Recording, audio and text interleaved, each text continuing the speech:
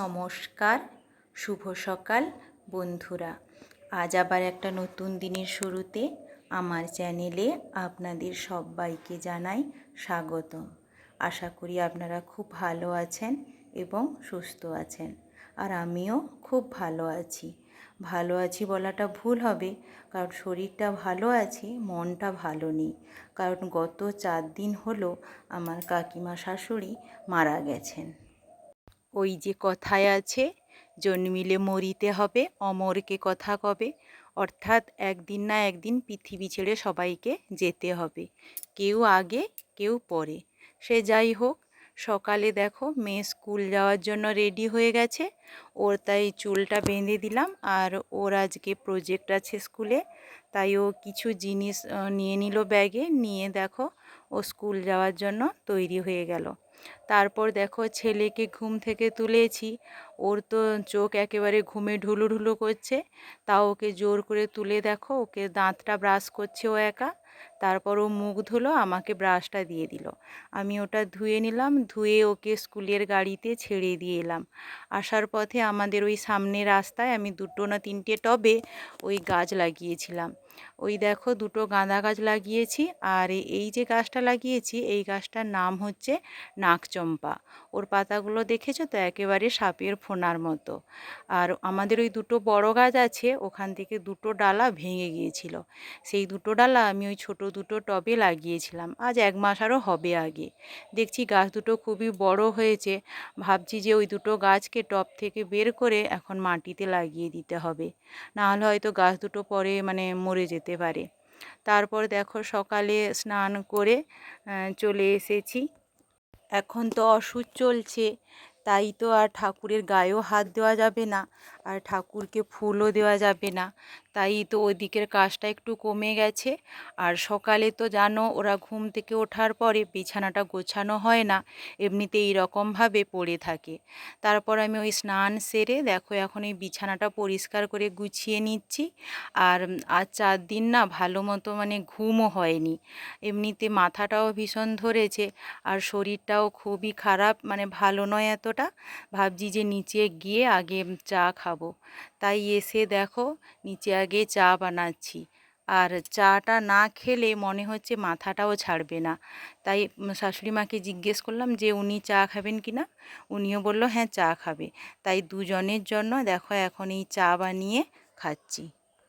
আজ সকালে ছেলের জন্য না টিফিন বানাইনি, শরীরটা ভালো ছিল না বলে ওর জন্য কোনো কিছুই আর টিফিন বানাইনি।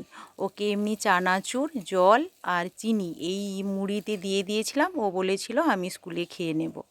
তারপর দেখো সকালে রান্না করছি, আর যেহেতু অসুচ চলছে আর আমাদের তো ভেজ খাওয়া হবে, তাই ভাবছি যে আগে ডালটা সেদ্ধ করতে বসিয়ে দিই।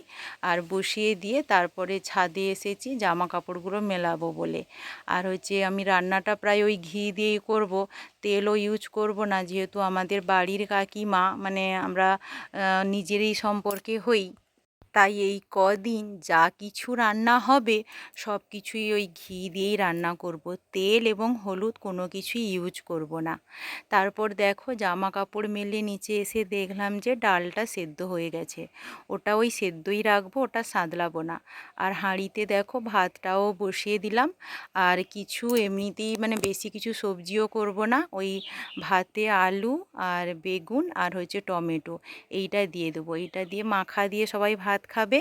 আর হচ্ছে ওই ছেলে মেয়েদের জন্য একটু বড়ি ভেজে দেব, আর ওদের ঘি আছে, লেবু আছে, এই সব দিলে ওরা খেয়ে নেবে।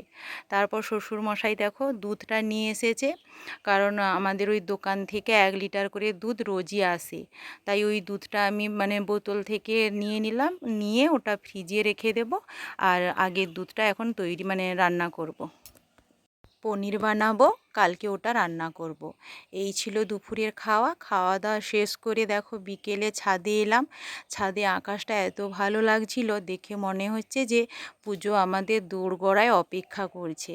পুরো দেখো আকাশটা একবারে পেঁজা তুলোর মতো হয়ে গেছে, এত ভালো লাগছিল। ওখানে অনেকক্ষণ ছিলাম, তারপর নিচে এলাম, সন্ধে হয়ে গেছে, আর সন্ধে তো দেওয়াও হবে না, তাই ভাবলাম যে ওদের পড়াতে বসাই, একটুক্ষণ ওরা পড়াশোনা করলো, করার পর আমি দেখো রাতে রান্না করতে চলে এলাম। আজকে অনেকটা আটা মাখিয়ে রাখছি, একটুক্ষণ রাতে খাবো আর ভাবছি কিছুটা ফ্রিজে রেখে দেব ওই পরের দিন সকালে রুটি বা পরোটা বানানোর জন্য। কারণ যেহেতু ছেলে মেয়েগুলো এখন ওই ভেজ খাওয়া হবে, রোজ এখন কি বানিয়ে দেবো বলো তো? তাও আটা থাকলে পরোটা বানিয়ে দিলে ওটা খেয়ে নেবে। আর রাতে কিছু তরকারিও বানাবো না, এই দুধ গরম করছি। আর আমার শ্বশুরমশাই সকালে মিষ্টি এনেছিল, ওই মিষ্টি দুধ আর দিয়ে ওই রুটিটা খাওয়া হবে। আজকের ব্লগটি এই পর্যন্ত, আর বেশি বাড়ালাম না। যদি ভিডিওটি ভালো লাগে অবশ্যই লাইক, কমেন্ট এবং সাবস্ক্রাইব করে পাশে থাকবেন। আর যারা নতুন তারা অবশ্যই একটি লাইক করবেন। শুভরাত্রি সবাইকে।